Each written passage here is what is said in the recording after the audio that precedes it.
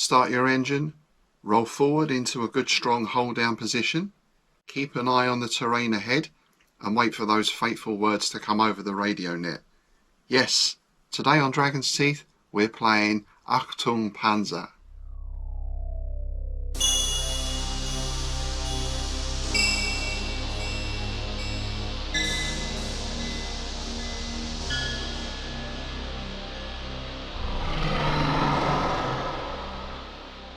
Hi and thanks for joining me. Now if you're a regular viewer, you might know that over the last few months I've been involved in fantasy games, 10mm, RPGs, some samurai skirmish, one or two other bits and pieces, some naval warfare games.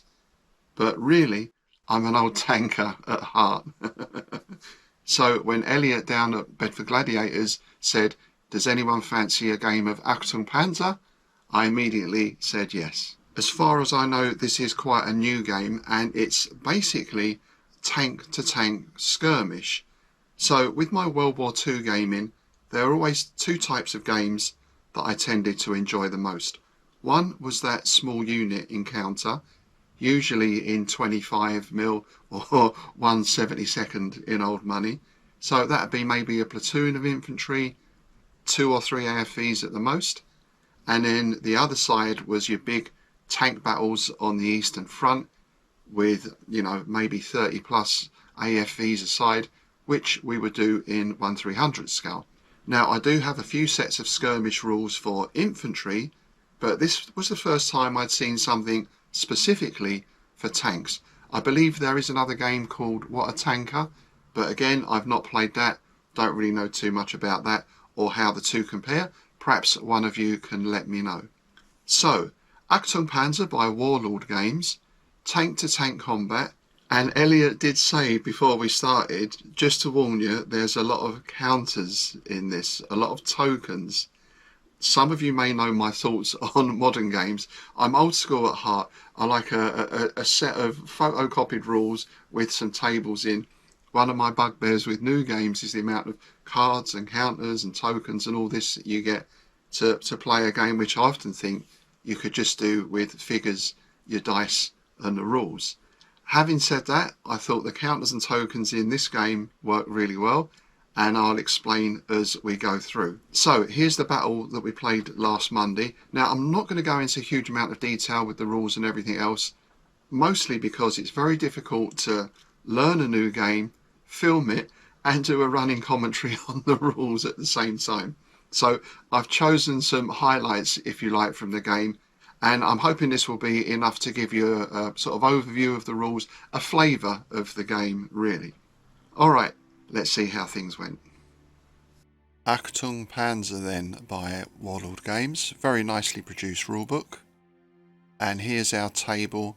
It's 1945, we've got 2 T-34 85s trying to exit the far end of the table, and blocking them we've got 2 Panzer IVs and a Hetzer. And here's one of the T-34s. I did bring some models, but they're 1/72 scale, and everything these days is 1/56 I think it is, so they look tiny.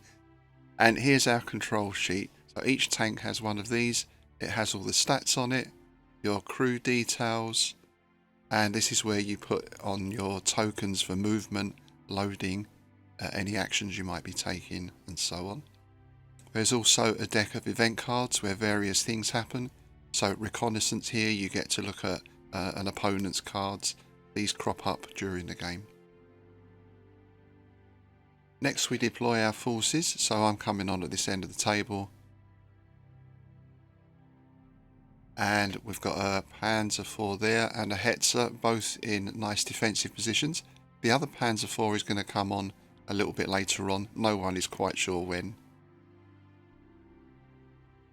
This is a movement counter. This is how you place your orders. You put those face down on your tank.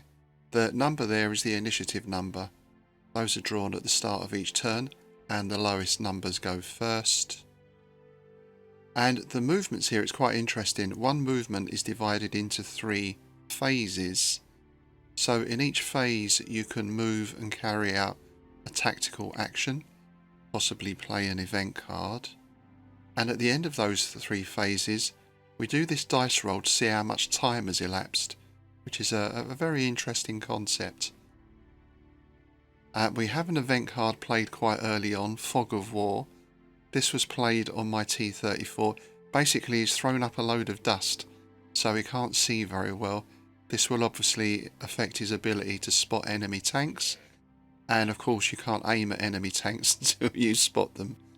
My other T-34 is advancing on the left flank. So you do your normal movement, but you can have as an action the chance to scoot forward. You roll 2 dice, you take the highest number, and that gives you an extra, 6 inches there in that case of movement, which was quite a substantial little shift really. So that effectively doubled the mood of my T-34 there.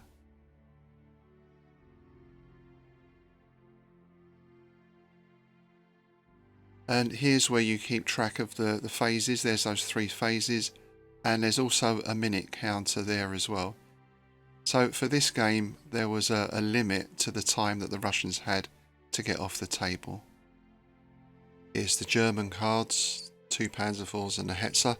And I think I found these okay because it reminded me of some old games we used to play, Knights of the Air, and I think the Second World War aerial game called Air Force, that had a similar card for each plane.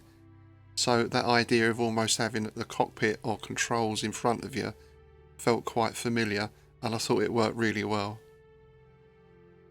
So we get into spotting now, and you roll crew tests to see if you can spot, and various things can affect that of course.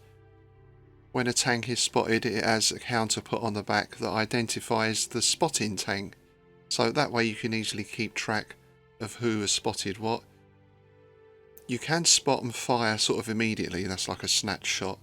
Of course you have a much better chance if you spend a turn aiming and then firing. Things are resolved on D6. You might get to roll 2 dice or 3 dice, and again you might get bonuses for event cards or for your crew, because the crew can be rated as novices or veterans and so on. And when you hit, you've got armour values for each part of your tank, the sides and the front, the turret and so on. Or, as I found out, you can get hit in the running gear, and then the armour value is compared to the penetration value of the gun that's firing. All pretty standard stuff, but all worked very smoothly. So there's an overview of the situation. T-34s have advanced a little bit, but that one there did get a bit sort of pinned down. It's coming under fire from the Panzer IV, who felt safe enough to come out of his cover and move forward, though he did eventually tuck in behind that building in front. And we have the arrival of reinforcements. The 2nd Panzer IV appeared on the corner of the table there, which puts even more pressure on the Russians to advance. Remember, their aim is to get to the far end of the table. And the appearance of that Panzer IV has really encouraged my T-34 on the left flank to get a bit of a shift on. So it is heading for the gap. Now he's in a dangerous position because potentially he's going to be in the sights of 3 German tanks. There's that Panzer IV on my right moving forward behind cover. So he's effectively covering both of my T-34s. And as you can see, my other T-34 has also broken cover and is heading hell for leather down that road to the end of the table. The reinforcement tank moves up. He can't really get a bead on me at the moment because that building's in the way and I'm moving forward, sort of behind it. But I am exposed to the Panzer IV there. And the Hetzer is still firing on my T-34 down at the far end of the road. This is where we get some nice event cards, because I took a couple of bad hits on that T-34, but thanks to the close shave card and a repair card, I was able to escape fairly unscathed. Not totally. The running gear did take a hit. And there we go, that Panzer IV has now moved up and is going to start firing on my T-34 on the left. My other tank meanwhile took a catastrophic hit, destroyed. Luckily I had the Charmed Life event card, which changed the destroyed into grievous damage. Effectively that tank was now immobilized, so that was it. He's not going anywhere. Really now it's down to my other T-34 to try and get off the board and win the game. It's got to run the gauntlet to do that. It's just a nice little dogfight going on there with the Panzer IV. I'm just keeping out of his range of fire, but there's the Hetzer in front. I'm firing at that, not really with much effect. I think I wounded the tank commander, who was outside of his hatch. He was unbuttoned. And there we go, the T-34 on the right eventually runs out of luck, runs out of cards, and is destroyed and set on fire as well, totally brewed up. So the Panzer IV gets the initiative advantage there, and it's looking serious for the T-34, but he manages to survive, full speed ahead, goes past both the Hetzer and the Panzer IV. They're both going to get at least one more shot on him, and now it kind of went down to how the initiative worked, because obviously if I was moving first I might just be able to move and escape, keep out of the firing arcs, and because I didn't have to do any other actions like load or anything, here's where that scoot came in useful, because I was scooting every turn here, which added quite a bit onto my movement. The Hetzer was looking to get in another shot. Luckily at one point the Hetzer blocked the Panzer IV from firing at me, so that was good. Also a Fog of War card I dropped as well, just to interfere with any spotting and aiming. And the combination of those things was just enough to save me. I think there was one more shot coming in from the Panzer IV. He shifted forward a little bit and was able to get one parting shot that fortunately for me sailed off over my head somewhere. So that gave me the opportunity to escape and to score a narrow victory in quite a difficult and certainly tense situation. Didn't really do much damage at all to the Germans, a bit of minor damage on the Hetzer, and that was it. And I got one tank destroyed, but just managed to get away with it. There we are then. I got victory by the skin of my teeth. We had one lone T-34 on the way to Berlin. Very enjoyable game, and as I said throughout the commentary there, I thought it was very realistic in the sense that if you had a good position, you were under cover, you had a nice field of fire, why would you want to move out of that? The temptation is to stay in that position. Now, sometimes that was possible. Other times, of course, particularly for the Russians, where we're working against this deadline, at one point in the game I had to make that dash for the other end of the board, and one T-34 paid the price. It did ratchet up the tension, and I like the way you had to make certain decisions at certain times, so there was a lot of input in the game. I like the initiative system and the way that worked. Another bugbear for modern games, as you may know, is in some games if your initiative dice rolls go wrong, you might not move anything at all for a turn or two.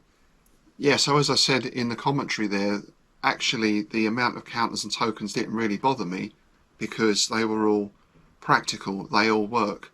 Having played those aerial games like Knights of the Air and so on, where you have your plane as almost like a cockpit with your controls, it was a very similar approach to that. And I thought this gave it a nice blend of input from my part. I've got to make decisions on, do I load, do I turn, do I drop smoke, because you've only got so many crew members, right? And at the same time there were those little chance elements with the card to represent, well, things like the fog of war or your radio's broken down, that kind of stuff. And it really did give me the feel and tension of that tank to tank combat.